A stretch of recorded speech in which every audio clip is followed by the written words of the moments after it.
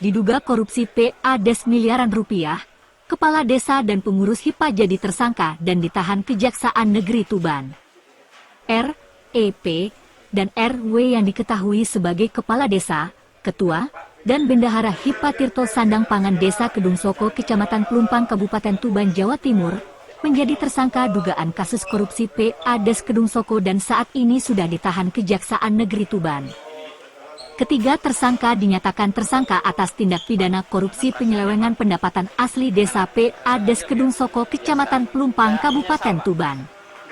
Ketiganya diduga secara bersama-sama melakukan penyelewengan dana desa selama kurun waktu tahun 2022 hingga tahun 2024. Dari hasil penyelidikan dan penyidikan petugas Kejaksaan Negeri Tuban, total kerugian negara akibat perbuatan ketiga tersangka adalah mencapai Rp1.260.590.519. Kasih Pidana Khusus Kejari Tuban, Yogi Nathanael Tristanto menjelaskan bahwa para tersangka secara melawan hukum tidak menyetorkan seluruh hasil usaha HIPA Tirto Sandang Pangan yang telah berbadan hukum menjadi BUMDes ke kas desa.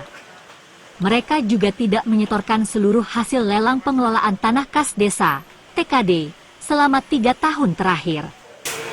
Tim penyidik Kejaksaan Negeri Tuban Tindak Pidana Khusus bersama teman-teman intelijen telah melaksanakan kegiatan penahanan terhadap 3 tersangka untuk perkara tindak pidana korupsi di Desa Kedung Soko. Nah, ini merupakan tindak lanjut dari tindakan kami beberapa hari yang lalu, tepatnya hari Senin kami telah menetapkan 3 tersangka, yaitu dengan inisial EP selaku Ketua HIPA, kemudian RW selaku Bendahara HIPA, kemudian Saudara R selaku Kepala Desa Kedung Soko, di mana tersangka EP, RW, dan R diduga bertindak sendiri-sendiri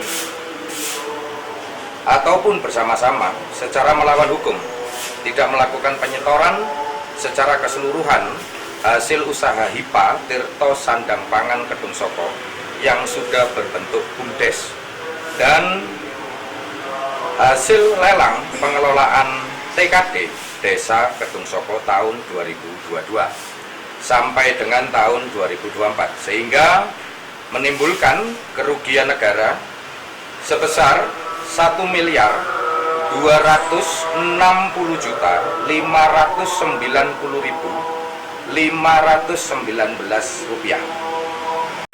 Yogi menambahkan, proses pengungkapan kasus tersebut berlangsung cukup cepat. Hanya dalam waktu 3 bulan sejak penyelidikan dimulai hingga penetapan tersangka dan penahanan dilakukan. Dari awal penyelidikan sampai hari ini, prosesnya hanya 3 bulan. Kami juga telah memeriksa sekitar 17 hingga 20 orang saksi, jelasnya.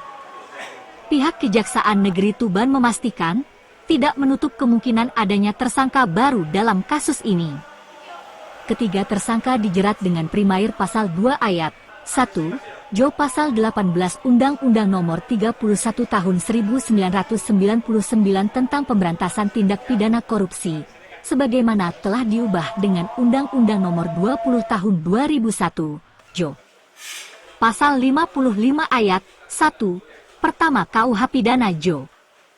Pasal 64 Ayat 1, KUHP Subsidiair Pasal 3 Jo Pasal 18 Undang-Undang Nomor 31 Tahun 1999 tentang Pemberantasan Tindak Pidana Korupsi, sebagaimana telah diubah dengan Undang-Undang Nomor 20 Tahun 2001, Jo.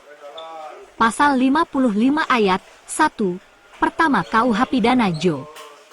Pasal 64 Ayat 1, KUHP.